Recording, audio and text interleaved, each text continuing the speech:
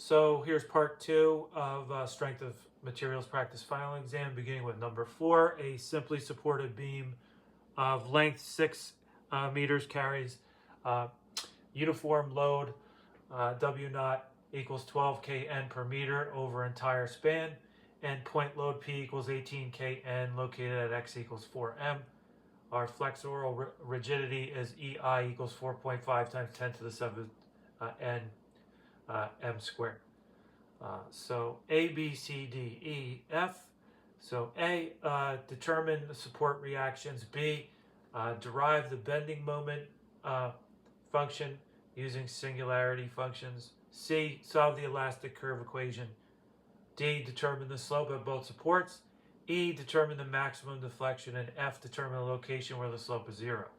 So this is a beam deflection by double integration problem. So our total load from the distributed load, W equals lowercase WL equals 12 times 6, that's 72 kN. And then from there, taking the moments about the left support, R sub B of 6, that equals 72 times 3 plus 18 times 4. So it's 216 plus 72. R sub B now is going to be equal to 288 over 6, so that's 48 kN. R sub A is 72 plus 18 minus 48, 42 kN. So R sub A is 42 kN, R sub B 48 kN. For part B, using singularity functions, M of x equals R sub A x minus W naught x squared over 2 minus P times the Macaulay bracket or angle bracket x minus 4. So M of x is going to equal 42,000x minus 6,000x squared minus 18,000 times Macaulay bracket x minus 4. Part C, the elastic curve equation is EI y double prime equals M of x. So EI y prime equals 42,000 x squared over 2 minus 6,000 x cubed over 3 minus 18,000 over 2 angle bracket x minus 4 squared plus c sub 1. So that's after integrating first time. So this EI y prime equals 21,000 x squared minus 2,000 x cubed minus 9,000 times angle bracket x minus 4 squared plus c sub 1.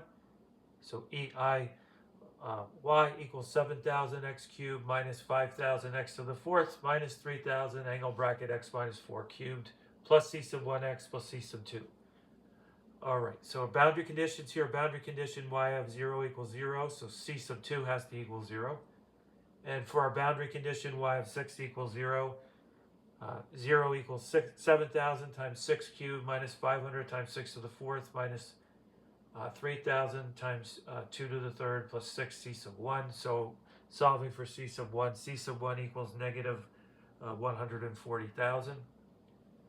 And then from here, our E I y prime equals 21,000 x squared minus 2,000 x cubed minus 9,000 angle bracket x minus 4 squared minus 140,000. So our E I y is going to equal 7,000 x cubed minus 500 x to the 4th minus 3,000 angle bracket x minus 4 cubed minus 140,000 x. Moving on to part D, determining the slope at both supports. So the slope here at the left support, theta sub A equals y prime of 0. And that's going to equal 140,000 over 4.5 times 10 to the 7th. So theta sub A is negative 0.0031 radians. Negative 0.00311 radians. And the slope at the right support, theta sub B, that equals y prime of 6. So EI theta sub B, that's 21,000 times 36 minus 21,000 times 216 minus, 21,000 times 36 minus 2,000 times 216 minus 9,000 times 4 minus 140,000. EI theta sub B equals 148,000. Theta sub B is 0.00329 radians. For part E, the maximum deflection occurs where y prime equals 0. and X is about 3.07 meters. And for part F, substitute into Y of X.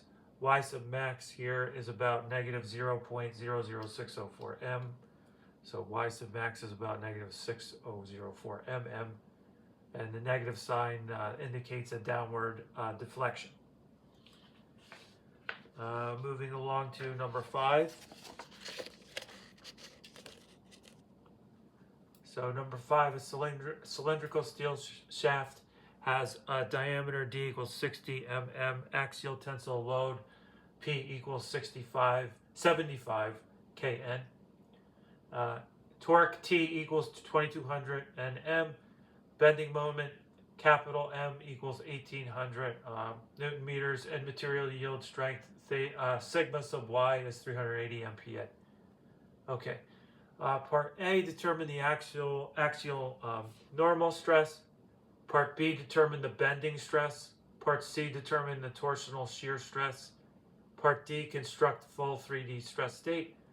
Part E, determine the principal stresses. Part F, evaluate the safety factor using, for part 1 of that, maximum normal stress criterion, and for the second one, von Mises criterion. So this is a combined loading problem. Take what we're given, D is 60 mm, so that's equal to 0.06 m. Our area here is pi d squared over 4, so A equals pi times the quantity 0.06 squared over 4. So that's about 2.827 times 10 to the negative third m squared. Our axial stress, sigma sub A equals P over A. Sigma sub A equals 75,000 over 2.87 times 10 to the negative third. So sigma sub A equals 26.53 MPa. Moment of inertia, I equals pi d to the fourth over 64. Bending stress, sigma sub B is MC over I. C equals D over 2 equals 0.03 m. Sigma sub B is going to be 84.88 MPa. So our maximum normal stress on the tensile bending side, sigma sub X, is going to equal the sum of sigma sub A, sigma sub B. So sigma sub X is 111.41 MPa. Our polar moment, J equals pi d to the fourth over 32. Our torsional shear stress, tau, equals T sub C over J. So tau equals 51.87 MPa. Our plane stress state at the critical surface point, sigma sub X equals 111.41 MPa. Sigma sub Y equals 0, and tau sub XY, that equals 51.87 MPa. All right, and building on the rest of this for number 5, our principal stresses, sigma sub 1 comma 3, that equals sigma sub X over 2 plus square root of sigma sub X over 2 squared plus tau squared. And sigma sub 1 is 131.82 MPa, sigma sub 3 is negative 20.41 MPa, and sigma sub 2 is 0. Our maximum normal stress criterion, N equals sigma sub Y over that max absolute value of sigma sub I. So N equals 380 over 131.82, and N equals 2.88. Our von Mises stress for combined axial bending and torsion, sigma sub Vm equals the square root of sigma sub X squared plus sigma sub Y squared. Sigma sub Vm equals square root of 111.41 squared plus 3 times the quantity 51.87 squared. Sigma sub Vm is 143.12 MPa, so N is equal to 380 over 143.12, so N is about 2.66. Okay, and just changing this. Number 6. So number 6, we have a composite circular shaft that consists of an inner steel core radius R sub 1 equals 25 millimeters, and then the outer aluminum sleeve radius R sub 2, 45 millimeters. Bounding prevents slip. So our properties for here: steel, G sub S is 80 GPa, aluminum, G sub A equals 27 GPa, applied torque, T equals 4,200 Newton meters. Okay, for part A, derive the compatibility conditions. Part B, determine the torque carried by each material. Part C, determine the maximum shear stress in each material. Part D, determine the angle of twist per meter. Part E, compare with equivalent solid steel shaft. So this is a torsion of composite shafts problem. So the steel core and aluminum sleeve are bounded.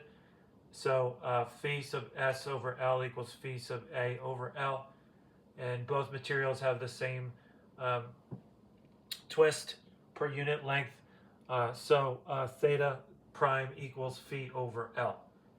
Our torque carried by each material, T sub S equals G sub S, J sub S, theta prime. T sub A equals G sub A, J sub A, theta prime. So our total torque is going to be T equals T sub S plus T sub A. So T equals the quantity here, G sub S, T sub S plus G sub A, J sub A times theta prime. And theta prime here is T over G sub S, T sub S plus G sub A, T sub A. So our steel polar moment, J sub S equals pi R sub 1/4 to the 4th over 2 equals pi times 0.025 to the 4th over 2. So J sub S is 6.136 times 10 to the negative 7th m to the 4th. And building on this, our theta prime here is going to be 4,200 over this quantity in the denominator, 80 times 10 to the 9th times 6.16 times 10 to the negative 7th plus 27 times 10 to the 9th times 5.828 times 10 to the negative 6. So theta prime is to be 0.02035 radians per meter. Our torque carried by the steel, T sub S is G sub S, J sub S, theta prime. So T sub S is 999 Newton meters. Torque carried by aluminum, T sub A is G sub A, J sub A, theta prime. So T sub A is 3,201 Newton meters. Our maximum steel shear stress, tau sub S max is G sub S, R sub 1 theta prime.